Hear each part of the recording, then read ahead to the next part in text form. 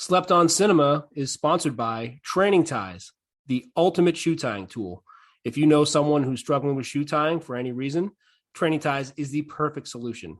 Too many ingredients in this crock pot. Stay away unless you enjoy gross out violence. The whole movie's a giant crock. This lowbrow horror entry might have been titled Lake Placid. It stinks so bad that Bunsen Lake, where this bogus effort was partially filmed, probably still reeks.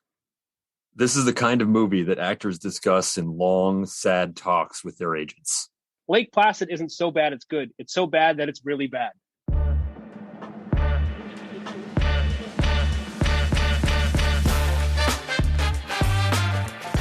Welcome to this week's episode of Slept on Cinema.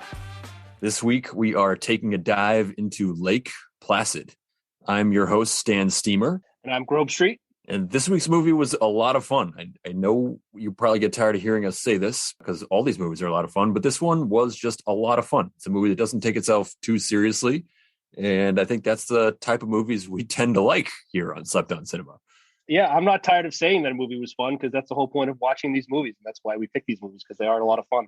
I'll pop right into the rotten premise. When a mysterious creature violently kills a man in a Maine lake, Jack Wells, the local game warden, looks into the bizarre case along with Sheriff Hank Keough and visiting paleontologist Kelly Scott.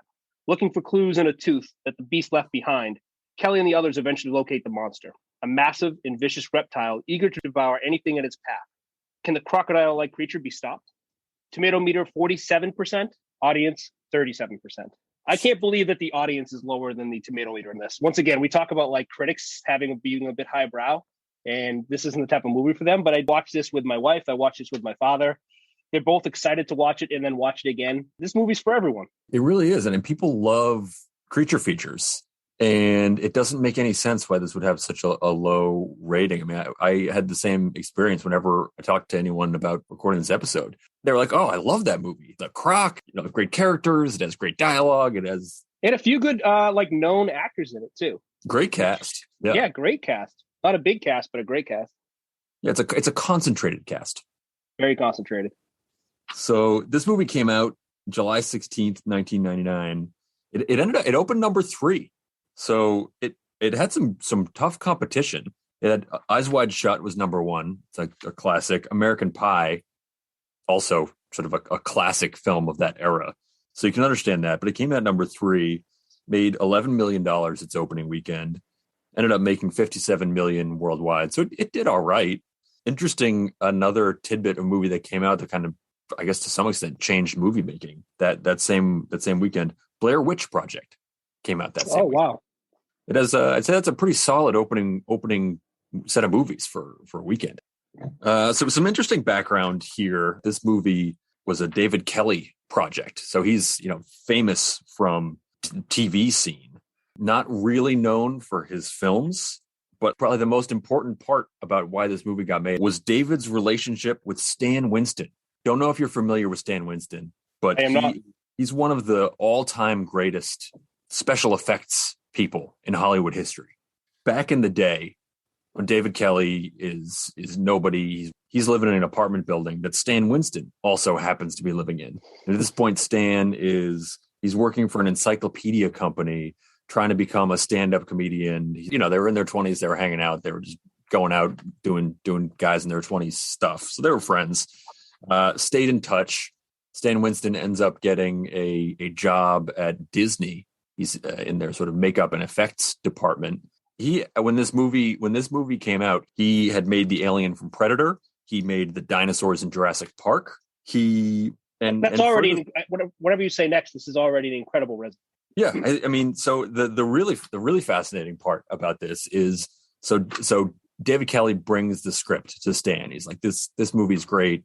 We haven't been able to line up funding for it for whatever reason. Stan says, this movie sounds awesome. And he goes and builds the actual crocodile that they use in this movie totally on spec. So he builds this giant mechanical crocodile using his own money before they had a film financing lined up. Build the whole thing. And then David's going out trying to get financing, kind of striking out until by chance, some film financiers were in LA. David Kelly says, well, come check out this crocodile. And they bring these financiers over to see this crocodile that's been made on spec. They say, this thing's amazing, and greenlight the movie right there based on this mechanical crocodile built on spec by the legendary. Wow. Not about the script, not about the cast. Just you see the croc and you know that this is going to be a hit, and they were right. Yeah, it's unbelievable. Clearly, Stan knew what he was doing and built the croc, and it's an amazing piece of special effects. He didn't end up winning another Oscar on this, but still amazing. Sorry, watching this 20 years later, it's quite the statement that croc still holds up. I mean, like I said, I watch with my wife. She usually likes to point out flaws in movies, and with my father, same thing. And no one had anything negative to say about the croc at all. Yeah, I mean that was the whole reason the movie got made. And I guess he had an Oscar for Aliens, 2 Oscars for Terminator 2, an Oscar for Jurassic Park. So this guy, his pedigree for effects was just phenomenal. This is right in line with those other effects. Wow. That was great background, as always. You want to get to Bolo? Let's do it. All right. Be on the lookout for sarcastic. Heavy on the sarcasm, this movie. If you're not a fan of sarcasm, it's probably this week is not your week. I'm going to say, Bolo, be on the lookout for 2 Twinkies. Oh, that was my next one. Great one. 2 Twinkies, 1 boat. Be on the lookout for Olivia Benson. She's a big star in Law & Order for a long time. That's her character's name, Olivia Benson. So if you're a Law & Order fan, you'll see her in the beginning of the movie. Ah, yes. Mariska Hargitay. Yes. All right. I think she's also the star of one of your favorite films, Ghoulies. Oh, wow. I don't even remember anything except for the monsters coming out of the toilet. So I'm not sure. That was her first film. Was it really? Wow, that's great tidbit of knowledge. Yeah. So when I was a kid, real quick, my mom went to the video store, heard that Goonies was a big movie, tried to go in and rent it. She didn't read the box cover very well. Apparently went to the wrong section of the store and brought home Ghoulies, which is a movie where monsters come out of the toilet and eat people. So I watched that at age 6 instead of Goonies, which everyone else was enjoying. But I don't remember her from the movie. And then you didn't go to the bathroom for 4 years. Yeah, years. All right, that's a great one. Yeah, because she walks on the screen, you're like, wait a minute, am I watching SVU? Yep, exactly. I'm going to go for Bolo, a just absolutely fantastic tent. It is a very impressive tent. That's a great one. Be on the lookout for Ma'am. Ooh, yeah, careful with that one. I'm going to say be on the lookout for a severed head and a severed toe. For sure. Be on the lookout for a can of Raid for bug spray. Oh, yeah. Let's say be on the lookout for a dig at the Ramada Inn. Seemed unnecessary, but... Very unnecessary. Be on the lookout for falling out of vehicles. One person specifically. Yep, that happens.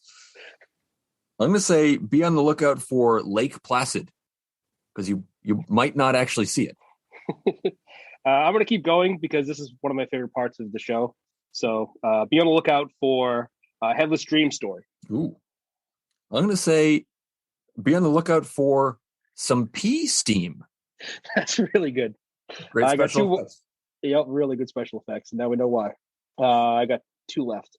Be on the lookout for the sound of loons. So at the beginning of the pandemic, I stayed up in Maine in the middle of nowhere on a lake.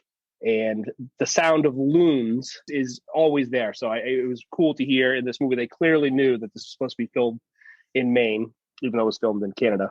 All right, I'm going to go with my last one here. Be on the lookout for a hollowed out cow. Wow, that's a great one.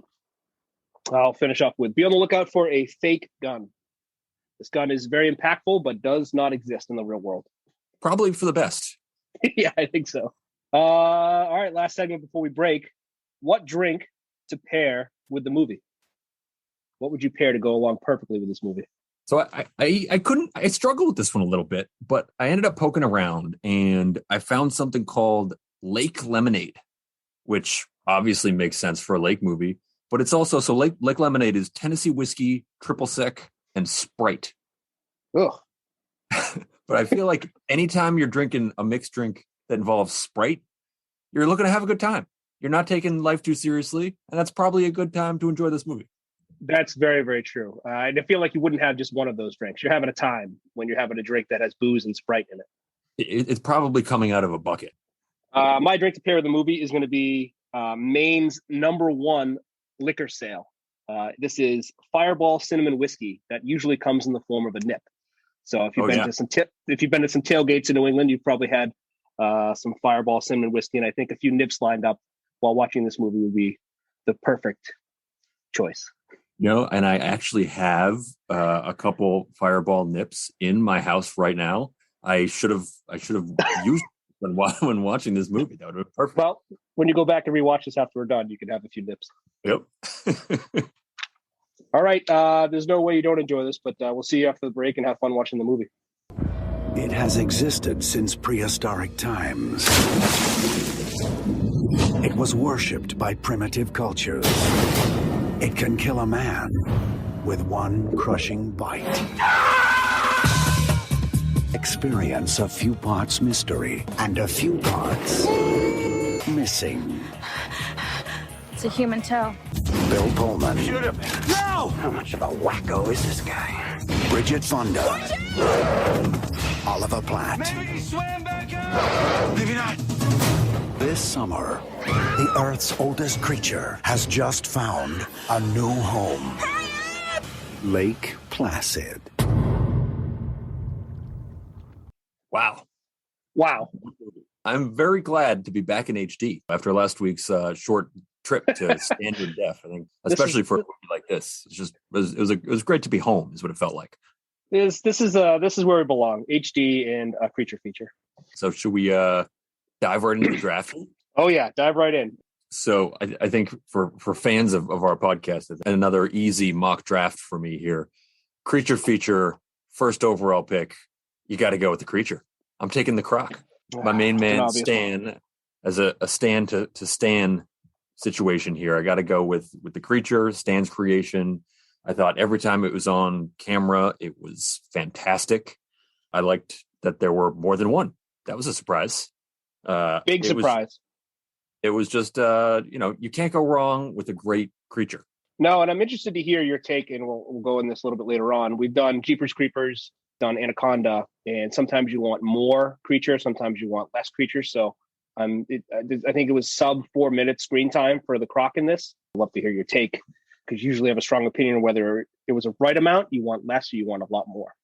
I wanted so much more. I mean, this was just feed me that croc. I could have done with an hour of croc. I think that every minute that was on screen, I was glued to the TV. Yeah, I completely agree. One thing that I was surprised at that didn't come up is there was no discussion about whether it was an alligator. Like I had to do some research. I was like, oh yeah, what's the difference between an alligator and a crocodile? They just instantly knew it was a crocodile. It could have easily had the sheriff be like, are we sure it isn't an alligator? And then they correct him and make fun of him a little bit, and then tell him obviously that it's a narrow mouth or whatever. So it's clearly not an alligator, which is more U-shaped. Right. I mean, I had to use the internet. I could have just used the movie. I agree with that. And my first pick here, since you took the obvious stud, I do this a lot, but like the length of a movie really matters to me. And this movie is so rewatchable and so fun because I think it was 82 minutes long. And a creature feature that's 82 minutes long with a strong cast, I don't know how you go wrong with it. And they didn't. So I'm taking the length of this movie. Yeah, I wonder if the success of that also stems from David Kelly being used to the TV format, where he's used to writing for an hour, even less, because he sort of came up on a network TV. So we had 45 minutes to work with. So this probably 82 minutes probably felt like an eternity to him. Yeah, that's a great point. Getting dragged by something. This is my second pick. Getting dragged by something that's underwater and you can't see it. So like Jaws obviously had a famous scene. Ace Ventura kind of spoofed it a little bit. But if the scene when that first beaver diver went down and is just getting like dragged across the lake and you can't see exactly what's holding him, I'm just into those scenes all the time. Oh, it's great. It's so terrifying because it's just, you don't know what's going on. You know, it's horrible. You know, this guy is totally done for, but you don't know the limits of how terrifying it is. Yeah. You don't really quite know what's going on down there. He's going to come up missing a toe, a leg, or his whole lower half of his body. Yeah, no, that's a great one. My second pick, and she just steals every minute of the screen that she's here, going with the legend, Betty White. Yes. I'm glad I left that to you. And I got to say, I feel like I'm getting an A on the draft grade here so far. I cannot believe I'm able to get Betty White in the second Absolutely round. crushing me so far in the draft. She lights it up. I think her dialogue, her banter, she's just so sharp. The fact that she killed off her husband, the fact that she's feeding these cows to the crocodiles, the scene at the end where she so clearly sets up the many number of sequels here. She's just great. She's a national treasure. That's a great choice. I can't believe you have the Croc and Betty White so far. Yeah. Now I got a couple things that I'm thinking about for my third pick, but I'm gonna go with the New York versus Maine rivalry. You know, being a couple New England guys, I feel like we grew up with this sort of New England versus New York rivalry, and it's just a lot of fun to see on screen because you get the very clear, you know, city folk, country folk splits, and everyone giving their jabs for their, you know, where they came from, what they're used to, what their habits are, that kind of thing. And it's a fun little thing to have going on. Yeah, it's a great dynamic. I was definitely caught up in that as a kid, and then you go to New York, and you're like, oh, this place is great too, and it all goes away. But prior to that, there's a big New England versus New York thing. This movie did very, very well. Don't even bother telling people you're from New York. It's so obvious. Right. That's a great pick. My final pick for the sleep around. I'm going to have to go with the sheriff and Hector's relationship. I thought how it progressed throughout the movie with them coming off right away. He had to repeat his name. And then Hector immediately made fun of him for having to repeat his name, let him know when it sinks in, to go from pure hatred. And throughout the bulk of the movie, they couldn't stand each other. The sheriff didn't even want to talk to Hector. By the end of the movie, when Jack calls out for Kelly, hopefully that she's safe from the attack in the helicopter, the sheriff calls out for Hector to make sure Hector's safe because he's become such good friends with him. And he's the one who leaves with them to go in the ambulance by the end. So their evolution of their relationship and the banter they have with their cracks at each other was just phenomenal. So I'm going to say the relationship between Hector and the sheriff. Yeah, it's a great one because their early stages of that relationship were so toxic that you Very would think toxic. there was no redemption here. That this is one of these men is going to kill the other one. Is how you would think that is going to put aside the crocodile. Just one of these people is going to stab the other to death before this movie is over. And yet, and it maybe would have happened if that bear didn't come along and after the sheriff was caught and chased him with a log. Who knows what happened there? Yeah. That's a great pick. I like that a lot. And sleep around. I'm going to say the underwater scene with Kelly at the end by the chopper, and she has to escape the croc.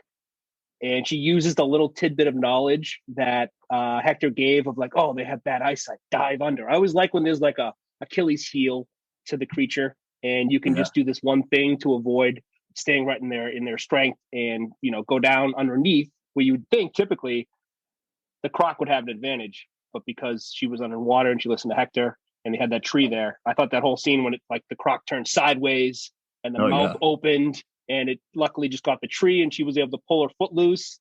I thought that whole scene was just like riveting. So I'll take that scene as my. That's a great one too. I feel like it rewards the careful movie watcher as well because you get in, you're like dive low. Absolutely, can't see you. Yep. My sleeper pick. I'm gonna go with the general store. I love general stores. We get one shot of the general store, the scene outside, great introduction scene. Anytime there's a general store, if I drive by it, I'm stopping there. I'm going to get some, weird snacks. I'm going to pick up pretty much anything because they have such a wide variety of products. Love a good general store. It's one of the great things about New England. They best general stores in the country. And I think even in New England, Maine would probably have, if New England has the best in the country, Maine might have the best in New England, which then makes that's probably right. And I think each little town prides themselves on their general store. Yeah, I mean it's not just a store; it's probably the center of the community. Yep, absolutely. That's a great pick. I want to go to a general store right now. All right, let's move to one change to be a blockbuster. So I asked you before if you wanted more or less of the croc, and you answered that you wanted more of the croc. But I'm intrigued to hear what you have as your one change to be a blockbuster. So mine, and this one's an easy one, I think, for me. You got to give me more body count. We had 2 people. That's it. We have one guy who gets bit in half. We have one guy whose head gets bitten off. And those are great. Those are great kills. Those are phenomenal creature feature kills. They're gory, they're gross, they're surprising, they're startling. But if it's a creature feature, and we know how great that these kills can be, give me dozens more. I want to see way more carnage. There's so much rudeness. There's so much of these characters, especially early on, that you just don't like. Kill some of them off. It seems so easy. Just these are a lot of very unlikable people, especially early on.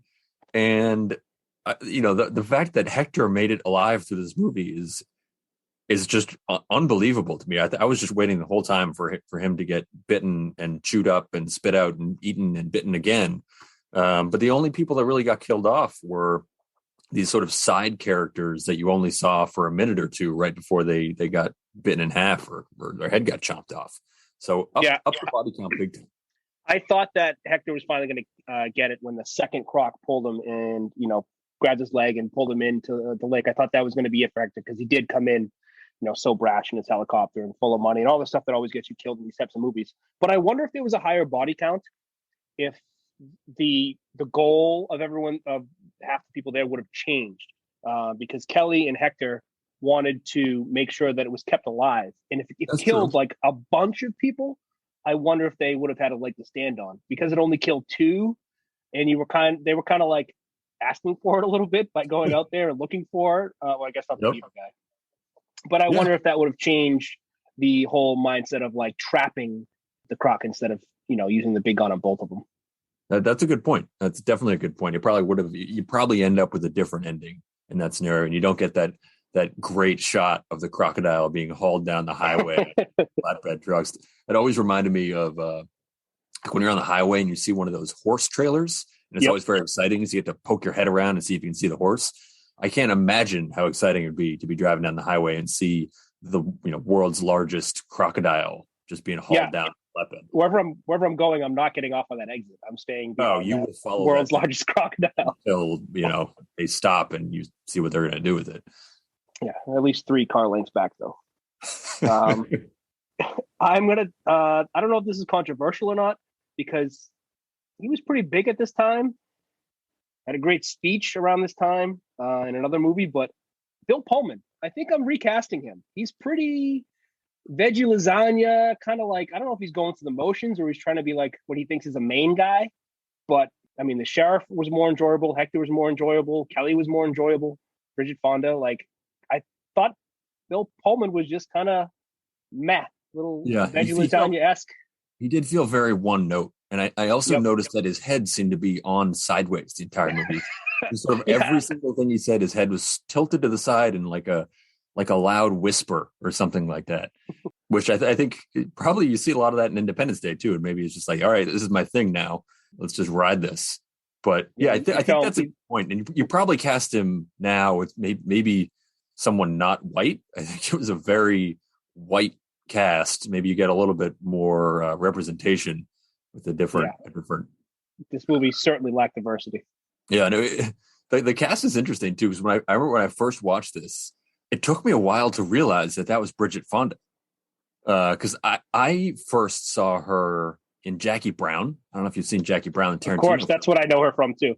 Yeah, and she couldn't be a more different character in that movie. She's this totally wild, carefree character, not uptight at all. Like probably the opposite of uptight in that movie. And then this movie, she's the most uptight person you could ever imagine, and her hair is different. It's just I did not realize, like, I knew Bridget Fonda was in this movie, and I didn't realize that was her until like halfway through the movie the first time I saw this.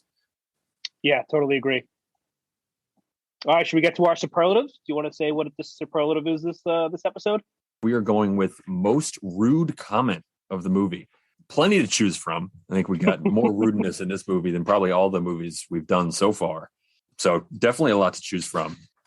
I don't know. What did you have? What do you think was most rude here? I thought it was under the radar. Well, not to make a airplane pun, but when they're flying, when Kelly's flying to Maine, and the pilot is just being cordial and not being annoying at all, and just like talking to her a little bit, she goes, "Could you not talk to me?" Like, there's no reason to be rude to the pilot. The pilot is doing nothing wrong. I'm sorry you're going to Maine, a place you don't want to go for some reason. But the pilot didn't do anything to you. So could you not talk to me? It was just like the other comments. At least there was an exchange between Hector and Sheriff or whoever else, where there was like, you go, I go, you go, I go. This was just being rude to the pilot who's helping you out. I couldn't agree more. That is what I had. I had that. I wrote down a whole bunch and then just circled that one, hands down.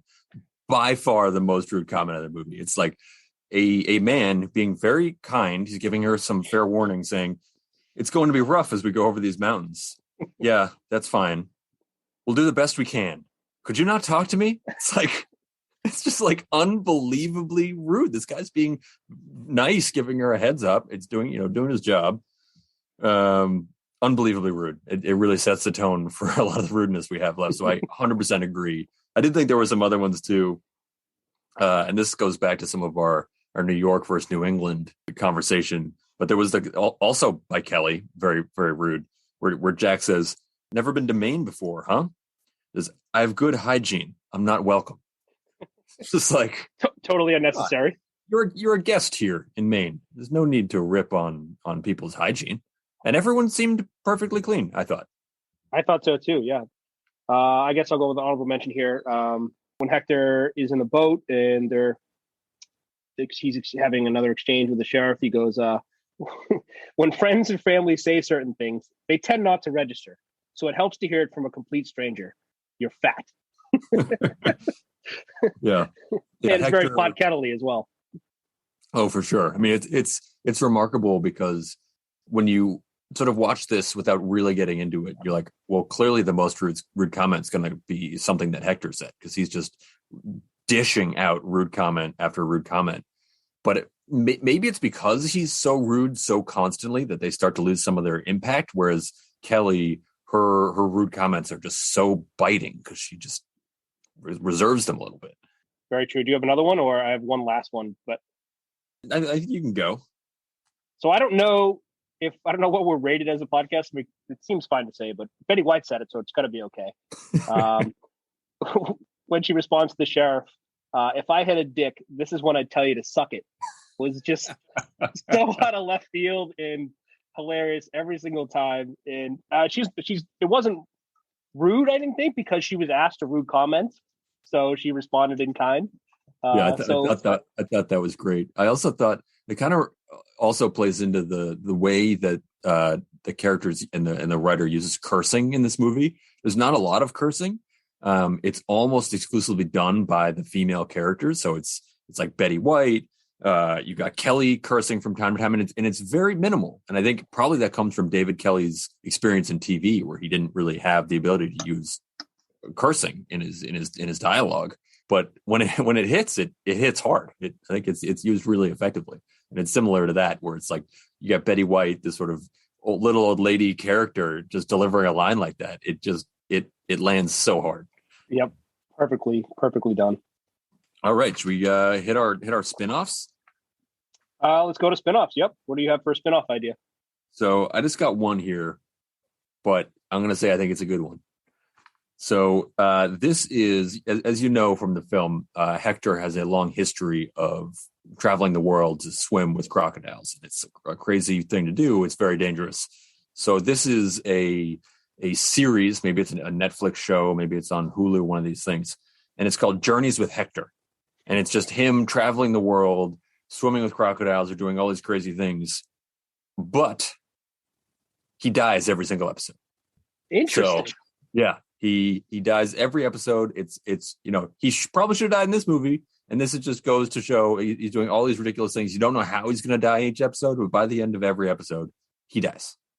It's like a Kenny from South Park meets like Anthony Bourdain. Yep. So that is phenomenal. I would watch that. I think that would be a lot of fun. He should have died many times in this movie. That's for sure. Oh, I would absolutely watch that. Well, that's clearly the winner, but I'll say mine here. This wouldn't work as a movie, but I'd like to see it because it never seems to work. But let's say right after this ends, Betty White character has her couple little small crocs, but she now doesn't have a husband. The other ones are dead. She doesn't see the point of living where she does. So she downsizes, sells the house, and moves to New York. And she brings the little guys with her.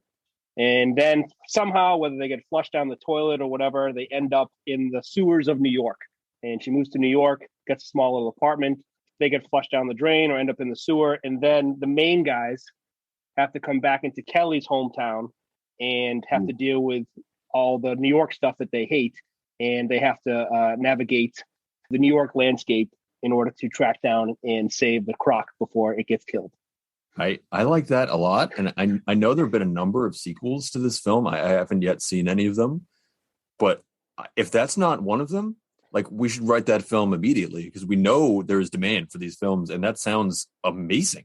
Yeah. I think they got a lot to go with here. And I did see the trailer for the second one. It doesn't look quite as good as this first one. It also, I feel like that's great because it also, there's that whole urban legend about crocodiles flushed down in the sewers and living in the sewers and all that. And I think people really enjoy that kind of stuff because it's like, well, maybe this is real. Right. It could actually happen, even though it couldn't actually happen. Yeah. So I think that's a great one. Sign me up. One last one here. I'm just going to throw in out of nowhere. Who is your favorite character in this movie? That's a good one. It's a good question because so many of the characters are so unlikable. Yep. I'm probably going to go with Kelly. Wow. I know. Okay. Even despite all the rudeness? Despite all the rudeness, I kind of just leaned into the rudeness a little and was like, all right, this is what we're dealing with. She's just coming off a pretty rough breakup. And I mean, I guess that's why you don't get romantically entangled with your colleagues. I think her career is probably up in flames. Her relationship's up in flames. She's coming from a hard place. So she's lashing out a little bit. I can understand that. And I think she has a lot of personal growth throughout the whole film. Absolutely. I mean, she did have her best time in her life after a few people have died. She did admit to that, but she did have a lot of personal growth and looked differently on Maine and the people in Maine towards the end of the movie. So that's a good one. Yeah, and she also took a little initiative at the end when Bill Pullman's just clearly not trying to seal the deal at all, which is bizarre. Very bizarre. He finally, I first first move. I say, go for it. Yeah, that's a good choice. I went with the sheriff.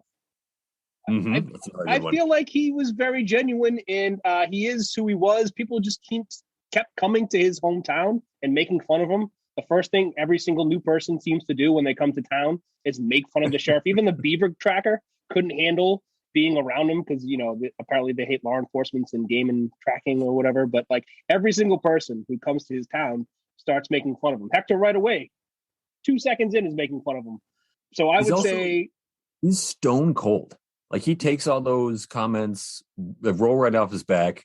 And right in the beginning, when he's out with the fish and game guy and the guy loses his head, the sheriff doesn't bat an eye. He pulls the guy up, pulls him back into the boat, saves the body, and is totally cool as if he's seen this before. He's just, he's stone cold. He is a rock of a sheriff. He is a rock of a sheriff. So yeah, I'm going with the sheriff. So we've decided on next episode's movie. Do you want me to do it, or do you want to do it? Go for it. I think it fits right in with this pod perfectly, and I'm very excited to watch it. But I'll let you introduce. Yeah, I just watched it yesterday because I was just eager and excited. A movie that gets a really bad rap, Last Action Hero. So we haven't done a Schwarzenegger movie yet, but this movie is really, really enjoyable, and I cannot wait to do the podcast next episode. Yeah, I haven't seen this in a while. I'm looking forward to getting back into it. Very movie fan centric movie, I think. Big time, and free on Netflix. But we'll talk to you next week. Later.